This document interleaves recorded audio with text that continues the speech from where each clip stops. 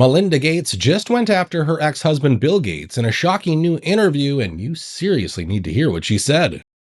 The emails in the files suggest that Bill Gates had additional affairs and that he tried to get medication to treat a sexually transmitted infection, and that he was going to give you the medicine without you knowing. His representative has said all of this is false. It is not on you to have to respond to the details of that alleged behavior, but I wonder what your dominant emotion is when you read these news articles with these details. Sad. Just unbelievable sadness. Unbelievable sadness, right? And again, I'm able to take my own sadness and look at those young girls and say, my God, how did that happen to those girls, right? And so for me, it's just sadness for, I left my marriage. I had to leave my marriage. I wanted to leave my marriage. I had to leave I felt I needed to eventually leave the foundation. So it's just sad. That's the truth. She's basically alleging that their marriage fell apart because of what Bill Gates had been doing with his billionaire friends. And now that more stories are coming out, even people close to him seem to be backing away from the guy. Even his new girlfriend didn't look too thrilled sitting next to him at that tennis match. Why do you think that is? And this trend of wives publicly distancing themselves from powerful husbands doesn't stop there. Beyoncé also refused to drink from Jay-Z's cup at the Grammys. In the middle of the live broadcast, she pulled back and shook her head no after he offered his drink. His face changes instantly and the entire table went quiet. That didn't look like instinct. It looked like a statement.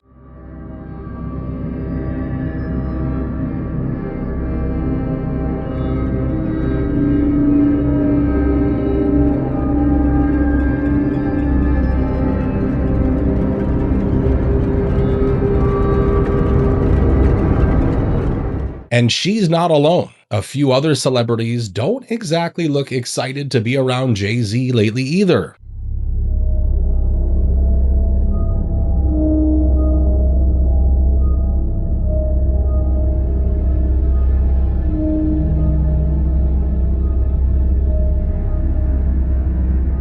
Now look, we don't know what's really happening behind closed doors, but just like Bill Gates, Jay-Z keeps getting linked to some very questionable circles.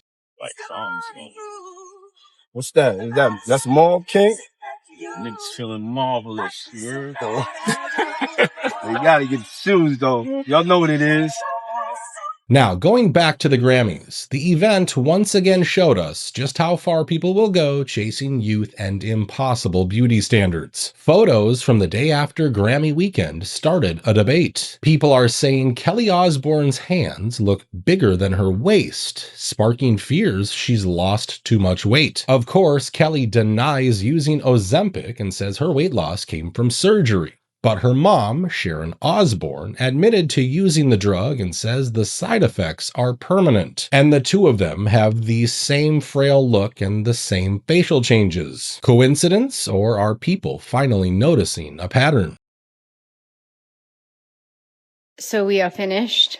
I'm bleeding, I stink, and I'm exhausted. Fans of Kelly Osbourne are urging her to stop whatever it is she is doing to continue to lose weight as she looks unrecognizable to many. Many are saying she is clearly on Ozempic or some other form of weight loss medication as she has what many call the gone Ozempic face. Kelly, however, swears that she has not taken Ozempic. I know everybody thinks I took Ozempic. I did not take Ozempic. I don't know where that came from. Many people are not believing her as her mum Sharon took the drug and experienced negative side effects and looks very similar to her daughter Kelly Osbourne now. Kelly looks like they have become even more frail in the past few months. People are becoming more and more concerned for Kelly Osbourne's health as of course she is a mother now and it won't just be her that is affected if anything awful was to happen by her taking things too far. Everyone can see her mum Sharon Osbourne has not looked the same since taking Ozempic and has even spoken out that she currently suffers with long-lasting negative side effects from taking Ozempic that she cannot reverse. That should be concerning enough for Kelly to not take Ozempic and go down the same route as her mother Sharon did. Do you guys believe that Kelly has not taken Ozempic Ozempic, or do you think she is lying and is taking weight loss medication but for some reason is keeping it private? Now, interestingly, not every celebrity is going to extremes. A lot of them are just using old-fashioned filters during these events. But what happens when a beauty filter glitches off in the middle of a live stream? Well, you should ask Emily Austin, host of The Emily Austin Show, and her sister Kelly Austin. This malfunction lasted only a few seconds, but it was enough for people online to capture it and make it viral. Protesting, and our voices really do matter, and people matter, and bias is all I want to say. Sorry.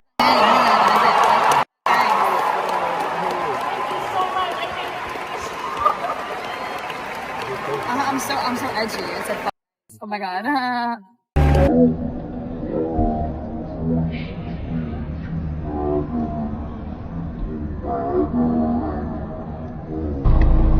While people noticed all the fake glitter of the Grammys, almost nobody noticed something that didn't look random at all. $2 bills specifically, on celebrity tables, in their hands, on camera, seen with Lady Gaga, Sabrina Carpenter, Rosé, and Chappelle Rowan, all during the same night. Do you understand what's happening here?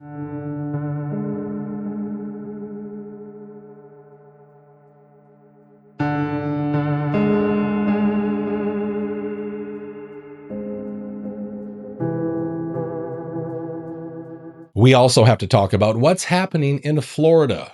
Apparently, an iguana massacre just got triggered and frozen reptiles are everywhere. You see, Florida is freezing and the iguanas are literally dropping out of trees. One guy has been scooping them up by the armful. 68 iguanas in one day. Bagged, counted, and stacked in a truck like a full cleanup operation. It is ice cold in South Florida and the iguanas are frozen. We caught all of these iguanas today and we're going to count up and see how many we actually caught. Check it out.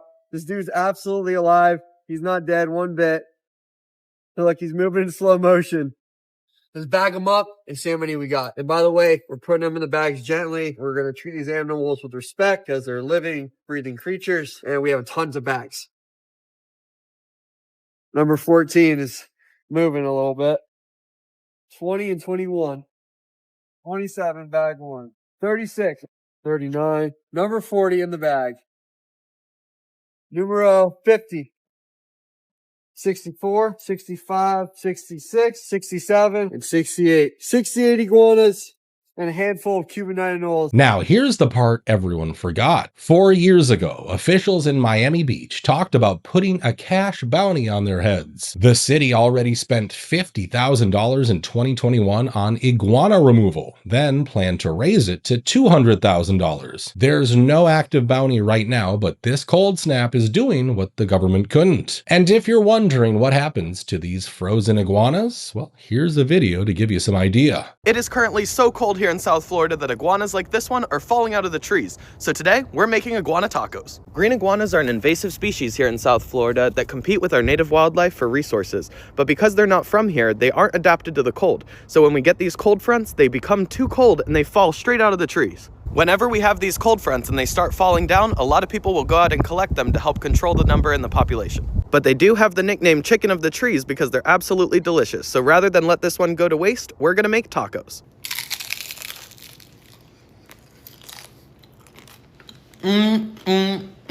Now that right there is a Florida man taco. If you can't beat them, eat them. And iguanas aren't the only animals acting strange in Florida right now. Over 800 manatees were found motionless underwater, and the video sparked panic. At first glance, the footage is unsettling. Hundreds of animals are completely still beneath the surface. No splashing, no movement.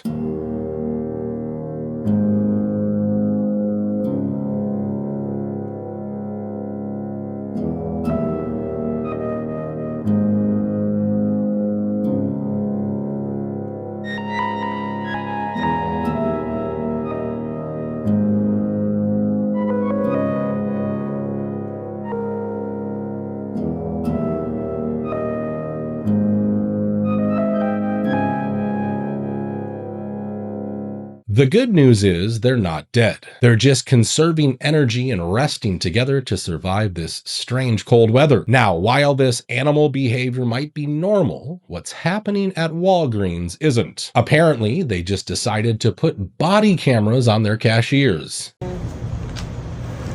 Since when did they make you guys wear these? About 2 weeks ago. All Walgreens? These cameras are a big reason you keep seeing targeted ads, even when you pay with cash. Once they have a close-up of your face, it doesn't take long to track down your number. Hey, how does Walmart know what I'm buying in cash? I got an email from them this afternoon that says, hey, can you rate this product that you purchased recently? And I did purchase that product recently from Walmart.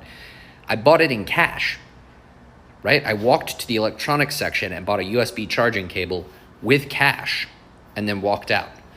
And I know that the first, you've already started typing. It's the Walmart app on your phone, you moron. That is a fair assumption. I do not have the Walmart app on my phone. I've never had the Walmart app on my phone. And further, I did not have my phone with me on this trip. Here's how I know I didn't have my phone with me on this trip. I remember specifically talking to the employee in the back of the electronics section and trying to explain specifically which USB connector I was looking for. And I couldn't explain it well. And so I tried to pull my phone out to show the gentleman what I was looking for, and I didn't have my phone on me. And so I had to continue my game of terrible charades and torture this poor guy until he finally was like, well, look, here's what we've got. And then I was able to find what I needed. But the point being, my phone was not on my person. I don't think I even had my headphones on my person. I didn't have any electronic devices on me.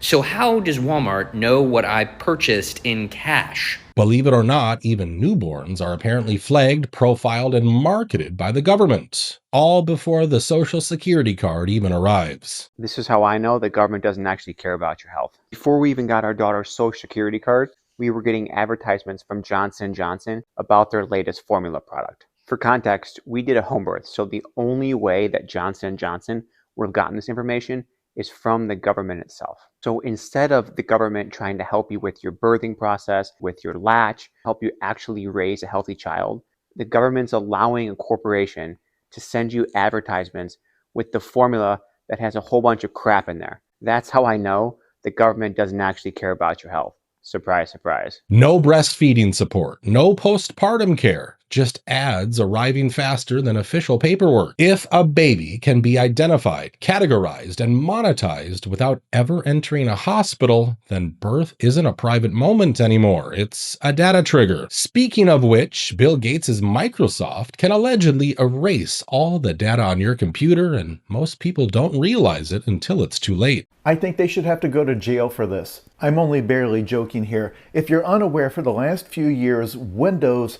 has come with a piece of malware called OneDrive. And OneDrive, if you're not careful, will spontaneously delete all of the files off of your computer. If you have been fortunate enough to not have your life ruined by OneDrive, just Google that word and you will find a torrent of people saying it took everything.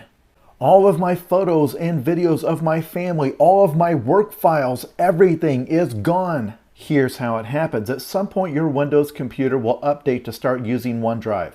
At no point in the process will you be given any kind of a plain language warning to opt out of it. It will just start doing it.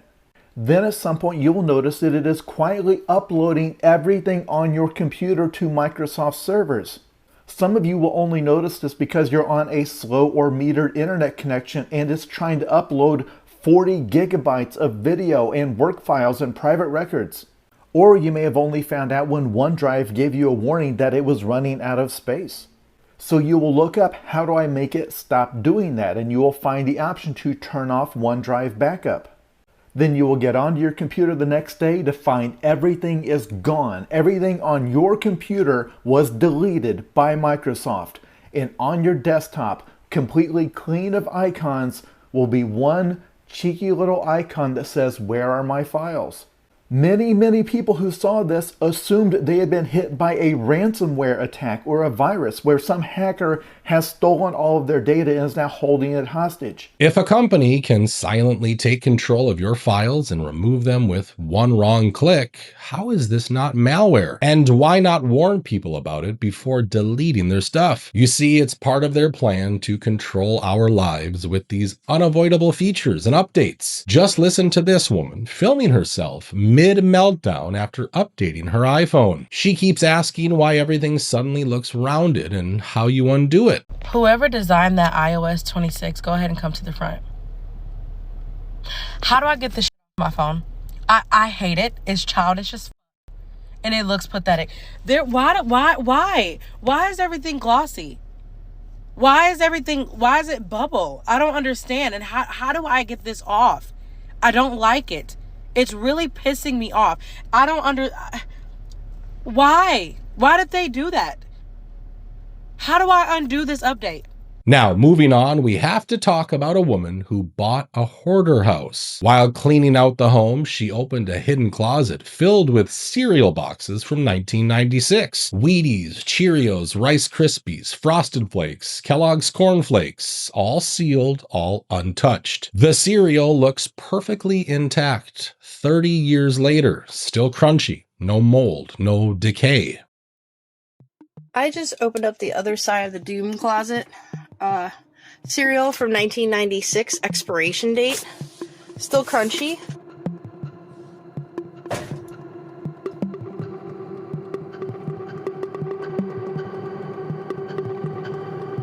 I don't even recognize these guys. Sony here. This is the Rice Krispies. That looks pretty clean. Wheaties. Still has a corn syrup and stuff. No color. Cornflakes. Only like 6 ingredients. 1, 2, 3, 4. That's pretty cool. And this is the Cheerios. Still crap in there. Almonds.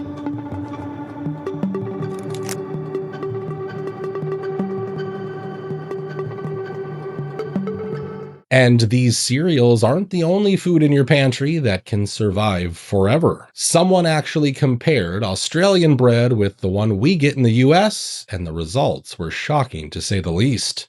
Okay, so everyone in the US is showing how their bread does not dissolve underwater and is pretty much rubber. I want to show you Australian bread underwater. Alright. Straight away.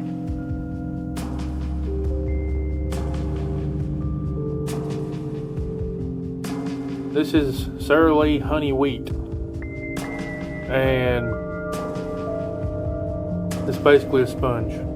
Just like the video showed, I decided to try it.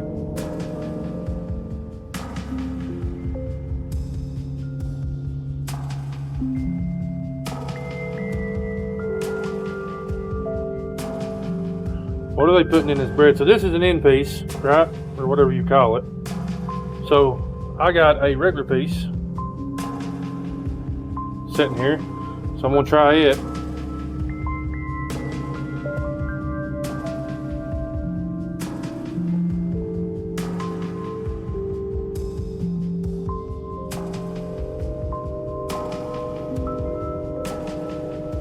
What is going on?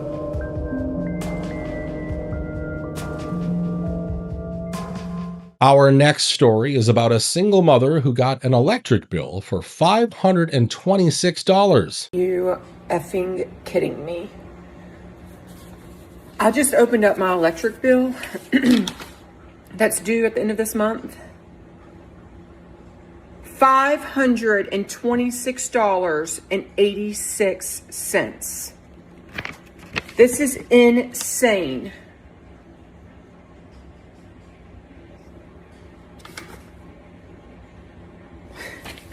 How the fuck are people supposed to live anymore?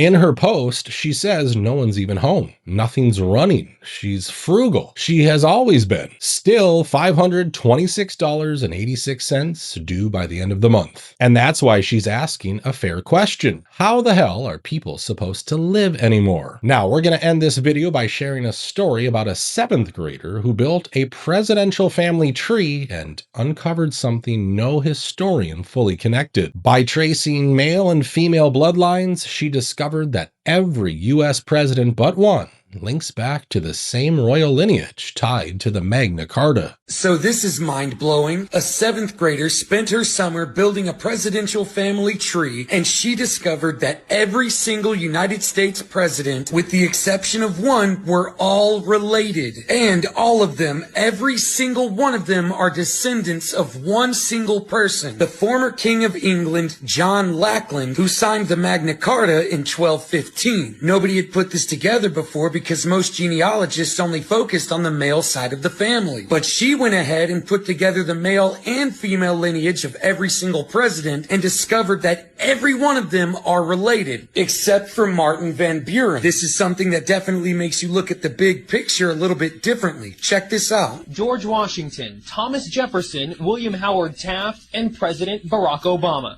One young girl traced them all back to one common ancestor. They're all cousins and all grandsons of John Lackland. It's the first family tree of its kind. Pouring through more than 500,000 names for months, 12-year-old Bridge Ann d'Avignon discovered that all the U.S. presidents, except Martin Van Buren, are related to the former King of England, John Lackland Plantagenet. Mildred Reed is his first great-grandmother on George Washington. Obama, Mildred Reed, is the 10th great-grandmother. She started with George Washington, but unlike other professional genealogists that only looked at the male family lines, Bridge Ann was able to link the presidents together using both male and female ancestry. Before this, historians had only been able to link 22 family trees. George Washington, Thomas Jefferson, William Howard Taft, Barack Obama, all cousins. Only one president doesn't fit the bloodline. Martin Van Buren. One outsider, one exception, in a system where power keeps circulating through the same families for 800 years. So, does this look like democracy or a dynasty?